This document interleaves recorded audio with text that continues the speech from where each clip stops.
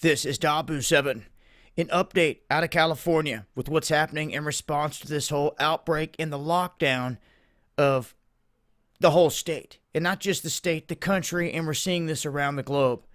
But in California, they're saying that very few, if any, schools are going to remain open before the summer break. So they're saying that they're going to shut all this stuff down. They're saying that they expect that all this is going to overwhelm hospitals. We've seen everything shutting down around us in many different cities as they want to close down, going to churches, to theaters, casinos, pretty much anywhere that you can go for entertainment. They're saying that if you're going out, it has to be for an essential thing. The sad part here is that a ton of people are losing their jobs, being laid off, and put out in the streets because of this whole situation. All kinds of different situations popping up that have people worried. People that pay child support. What happens if I get behind on that? Then what's going to happen?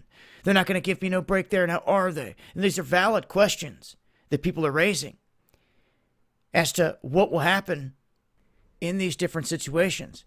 Who's going to pay this bill or that bill? Many people saying that this talk of $1,000 being sent out to everyone isn't going to cut it, nowhere near it, and all this other stuff. And with the police laxing back and not responding to hit and runs and fights in the streets and all this other stuff, get ready. This is why they're talking about using martial law. And exactly that. When they're pulling their cops back to not respond to none of this, then what? They're going to send in National Guard like we've seen them try to do in other times, but in my own experience, they've backed out in a way.